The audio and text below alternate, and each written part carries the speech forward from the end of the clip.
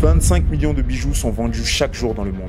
François, un jeune étudiant désespéré, tombe sur une pub de bijoux personnalisés. Emballé, il décide de copier-coller le site d'un concurrent, comme lui avait conseillé avant son gourou. Après avoir perdu plus de 1000 € en testing, il passe à un autre produit, puis un autre et encore un autre, oubliant même que l'e-commerce n'est pas un jeu de hasard. Excuse-moi, tu fais quoi là?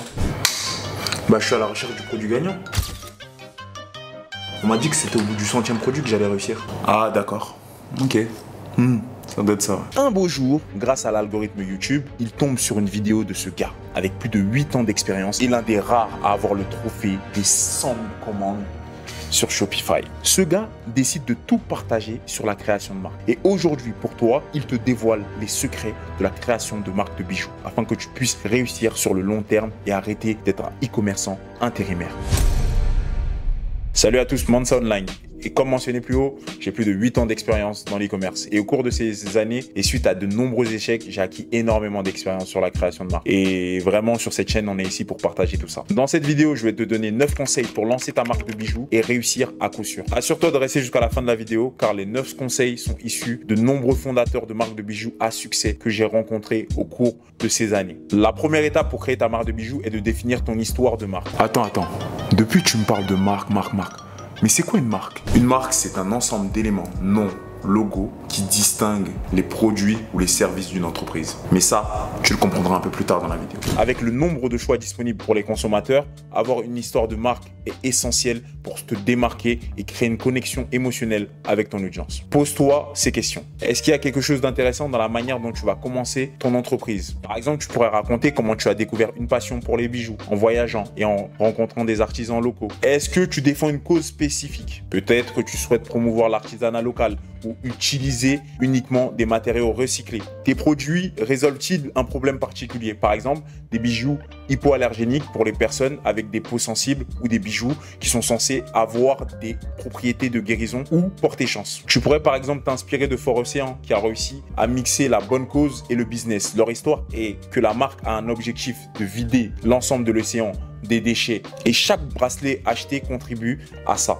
Ici, c'est excellent puisqu'on a une histoire simple qui peut se raconter en une phrase et qui permet aux consommateurs de se sentir en confiance. Étape numéro 2, définis ton audience cible. Connaître ton audience cible et créer des messages qui leur parlent augmentera tes ventes et l'efficacité de tes campagnes marketing. Boulot. Ça veut dire quoi audience? Explique, parce que tu commences à utiliser des termes un peu techniques là. Ça veut dire quoi audience? Nous on veut faire d'oseille. Ça, c'est un groupe de personnes que tu as identifiées qui sont susceptibles d'acheter ton produit.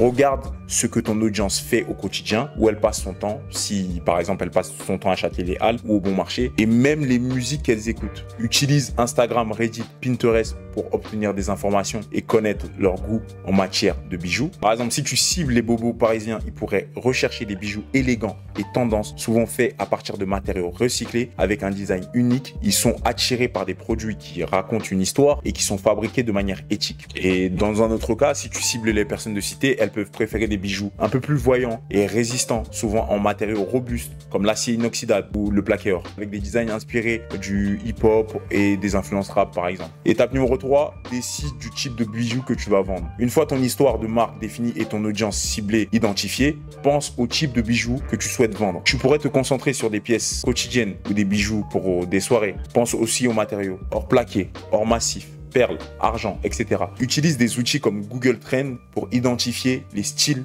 à la mode. Par exemple, les bijoux du quotidien simples, minimalistes, souvent en argent ou en plaqué or. Les bijoux de type soirée, un peu plus extravagants, avec des pierres précieuses ou semi-précieuses. Et considère des matériaux tendance comme les pierres naturelles ou des matériaux durables. Étape numéro 4, créer ton identité visuelle. Travaille avec un designer pour créer ton logo, tes polices et tes couleurs pour ta marque. Utilise des plateformes comme Fiverr, Upwork ou Behance pour trouver des designers. Assure-toi qu'ils comprennent bien ton style et ta vision. Demande-leur de créer un guide de style pour maintenir la cohérence visuelle de ta marque. Dans un premier temps, tu vas créer un mood board pour visualiser l'esthétique de ta marque. C'est quoi un mood board? Moi je connais mood du jour, mais je connais pas ce que c'est qu'un mood board. Explique vite fait. Un mood board, c'est une collection d'images, des couleurs, textures, des typographies qui capturent l'essence visuelle de ta marque. Tu peux utiliser des outils comme Pinterest pour créer ce mood board. Élabore aussi un fichier texte contenant des informations précises sur ta marque, les figures inspirantes, vivantes, le mood général ainsi que les marques concurrentes. Cela t'aidera à rester cohérent dans toutes les communications visuelles et marketing. Par exemple, si tu souhaites un style épuré et moderne,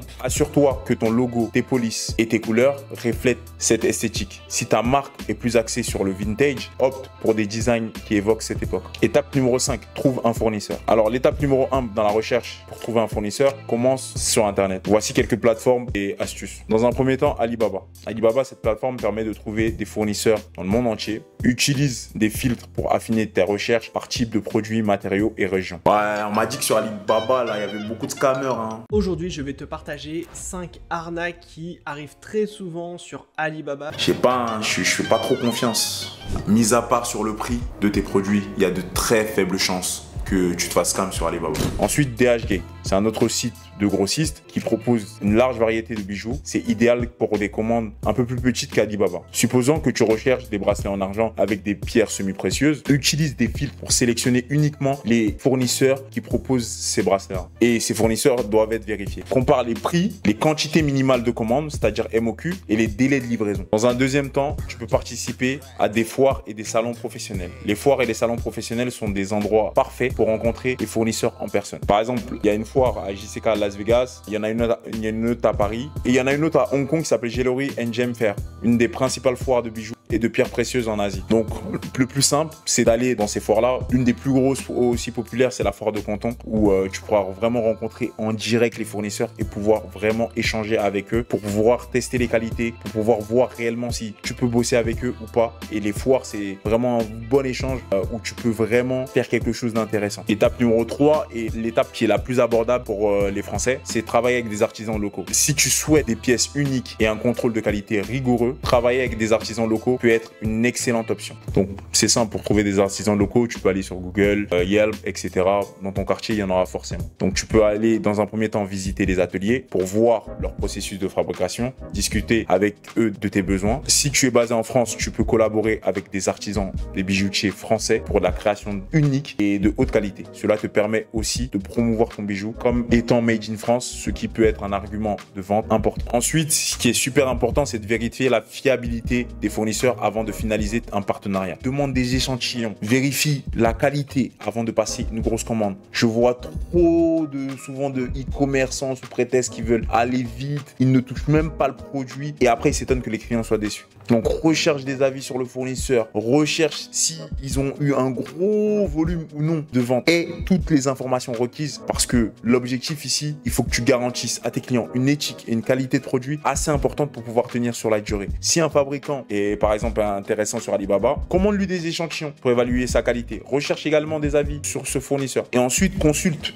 bien les avis des autres acheteurs pour voir comment leur expérience s'est passée. Étape numéro 6, créer son site web. Alors choisis ton nom de domaine, c'est extrêmement facile avec Shopify. D'ailleurs, vous avez un mois à 1 euro pour créer votre marque avec le lien dans la bio, donc vous n'hésitez pas à en profiter. Ensuite, tu sélectionnes un thème adapté pour les bijoux personnalisés avec des photos claires et des descriptions détaillées. Organise ton site pour qu'il soit facile à naviguer. Des sections nouveautés, collections, contacts. Utilise des photos vraiment de bonne qualité. Moi, je te conseille de faire vraiment tes propres shootings photos. Tes bijoux doivent être portés par des modèles pour montrer comment ils se portent tout simplement. Ajoute réellement des descriptions détaillées incluant les matériaux, les dimensions et les options personnalisées de ce produit. Étape numéro 7, organise tes finances. Donc, enregistre ton entreprise et ouvre un compte bancaire séparé. Attends, donc ça veut dire que mon argent qu'il y a sur mon compte doit être séparé de celui que j'ai sur ma société?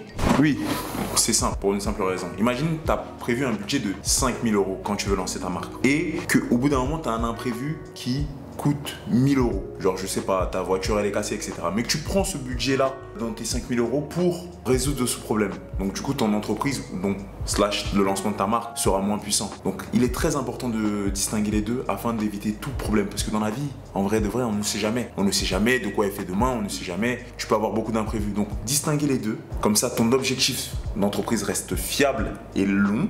et périn et tu pourras, bien entendu, gérer tes problèmes autrement. L'argent de la société est l'argent de la société, ton argent sur ton compte est ton argent sur ton compte. Utilise une carte de crédit distincte pour les dépenses de l'entreprise et travaille avec un comptable spécialisé pour les petites entreprises. Investis dans un logiciel de comptabilité comme QuickBook, par exemple, pour simplifier la gestion des finances.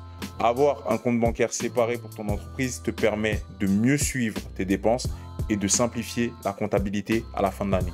Étape numéro 8, l'emballage et l'expédition. Choisis un emballage qui reflète les valeurs de tes bijoux. Simplifie le processus d'emballage pour qu'il soit efficace. Utilise des options d'emballage écologiques et assure-toi de toujours avoir suffisamment de stock pour répondre à la demande. Donc, configure les options de livraison dans Shopify et ensuite commence à penser à passer par un 3PL pour réduire tes coûts de livraison. Donc par exemple, tu peux opter pour des boîtes en carton recyclé avec des designs élégants et assez minimalistes pour tes bijoux. Cela renforce ton engagement envers la durabilité tout en offrant une belle présentation de tes bijoux. Étape numéro 9 et dernière étape, lance ta marque avec une stratégie marketing adaptée à ton concept, à l'histoire de ta marque et à l'objectif financier de ta marque. Malheureusement, tu ne peux pas marketer une marque de luxe destinée à un bourgeois de la même façon qu'une personne de cité. Utilise des réseaux sociaux pour créer de l'engagement avec l'audience cible autour de cette marque. Donc, tu peux collaborer avec des influenceurs pour toucher un plus large public. Tu peux créer des contenus attrayants comme des vidéos de présentation de tes produits, des tutoriels avec des styles, des témoignages, etc. Si vous avez une marque de bijoux, comme je vous avais donné l'exemple qui s'appelle Bad Eyes au début, le plus important, c'est que les personnes doivent se mettre en scène pour illustrer toutes les émotions qu'une personne pourrait ressentir à cause du mauvais œil. Et ensuite, de montrer la solution viable de tes bijoux, ses bénéfices, les histoires, les légendes, etc. pour que ça puisse fonctionner. Tu ne peux pas faire des pubs du genre « tu as un mauvais œil, la poisse, alors utilise notre pierre de taille ». Mais plus une UGC où une personne se met en scène et dit « depuis que j'ai trompé Agathe et notre rupture, j'ai senti comme un tournant négatif dans ma vie. J'ai eu l'impression que les dernières paroles qu'elle m'avait dit ont commencé à se réaliser. J'ai été viré du travail, chute à vélo, chute au ski. Je n'ai jamais été superstitieux, mais là, ça a commencé à faire beaucoup. Un ami a commencé à me parler des bijoux de la marque Bad Eyes. Très sceptique, j'ai quand même décidé de faire le quiz. Donc du coup, vous créez un quiz histoire de capturer des leads, vous captez. Et là, la réponse du quiz matchait parfaitement avec les problèmes. Ils m'ont recommandé la pierre de taille. Depuis, ma vie a changé. Comprenez, l'émotion vend, les gars. Et en suivant ces 9 étapes, tu seras sur la bonne voie pour créer une marque de bijoux qui marche. Et rappelle-toi que l'e-commerce n'est pas un jeu de hasard et c'est en restant constant et en apprenant de tes erreurs et en t'adaptant aux tendances que tu pourras construire une marque constante, stable et durable. Bonne chance et à bientôt pour de nouveaux conseils. Et n'oubliez pas, comme dans toutes les vidéos, j'organise un jeu concours. Si j'atteins les 200 likes, je fais gagner un coaching avec vous et une autre personne, c'est bientôt les fêtes, je lui donne 100 €. Donc, participez un max en commentaire en commentant marque. Allez, à très vite.